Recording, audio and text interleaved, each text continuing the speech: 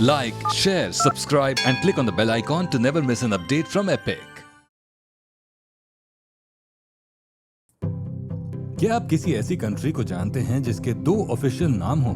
क्या आपको पता है कि हमारे देश का नाम एक नदी से लिया गया है? भारत और हिंदुस्तान नाम के पीछे की क्या कहानी है? आइए पता करते हैं व्हाट्स इन द नेम में।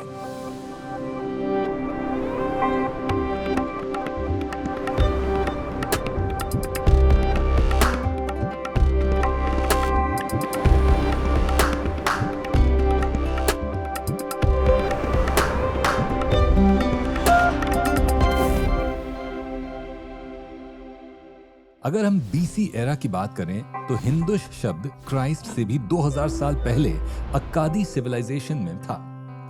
515 बीसी पर्शिया के किंग डेरियस फर्स्ट ने इंडस वैली यानी भारत पर जीत हासिल की। उसने सिंधु नदी के लोअर बेसिन के लिए हिंदुश वर्ड का यूज किया था। ग्रीक एम्बेसडर मेगास्थनीज जब चंद्रगुप्त मौर्य के एरा में भारत आया तो अपनी बुक इंडिका में हिंद, हिंदवान जैसे वर्ड्स का यूज किया। लेकिन भारत को हिंदुस्तान क्यों कहा जाने लगा?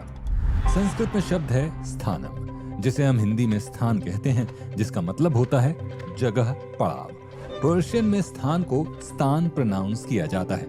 1st सेंचुरी में हिंदू के साथ स्थान जोड़ा गया, जिसका मतलब हुआ हिंदुओं की जगह, जिससे ये हिंदुस्तान नाम मिला। 262 एडी में ससानिद किंग शापुर फर्स्ट के नक्शे रुस्तम शिलालेख में सिंधुस्तान के लिए हिंदुस्तान नाम मेंशन किया गया था। एक लॉजिक ये दिया जाता है कि पर्शियंस जब इंडस वैली यानी भारत में आए, वो स को ह प्रोनाउंस करते थे और इस तरह सिंधु का हिंदू हो गया। सिंध की 7 नदियों वाली प्रसिद्ध सप्त सिंधु एरिया को एंशिएंट पर्शियन में हफ्त हिंदू कहा जाता था। उन्होंने यहाँ के रहने वालों को हिंदू कहा और हिंदुओं के देश को हिंदुस्तान नाम मिला। ग्रीक में सिंधु नदी का दूसरा नाम इंडस मिलता है। इस नदी के किनारे डेवलप्ड सिविलाइजेशन को इंडस वैली सिविलाइजेशन कहा गया, जिसे ग्रीक में इंडो या इंडस भी कहा जाता था। जब ये शब्द लैटिन लैंग्वेज में पहुंचा तो इंडस से बदलकर इंडिया हो गया।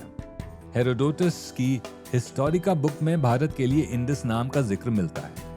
2nd सेंचुरी के ग्रीक राइटर लुसियान ने लैटिन लैंग्वेज में भारत के लिए इंडस नाम का जिक्र किया है। किंग एल्फ्रेड ने ओल्ड इंग्लिश में पॉलस ओरोसियस के ट्रांसलेशन में इंडिया नाम का इस्तेमाल किया था।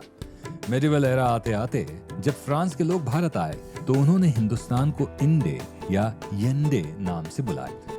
मॉडर्न इंग्लिश में इंडी से फिर इंडिया नाम आया। जब ब्रिटिशर्स ईस्ट इंडिया कंपनी लेकर भारत आए, उस समय हमारे देश को हिंदुस्तान कहा जाता था। उन्होंने भारत को लैटिन भाषा में इंडिया कहना शुरू किया। अंग्रेजों के शासनकाल में इंडिया नाम काफी पॉपुलर हुआ।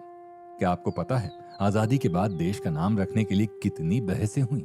हिंदुस्तान के इतने नामों के बावजूद आजादी के बाद देश का किस तरह नामकरण हुआ, चलिए इस किस्से के बारे में जानते हैं।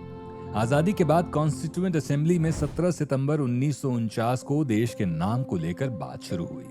लोग देश का अलग अलग नाम सुझाते रहे, लेकिन लंबे डिस्कशन के बाद फैसला हुआ कि आजाद भारत के 2 नाम रखे जाएं। इसलिए आज हमारे देश को 2 नामों से जाना जाता है, इंडिया और भारत।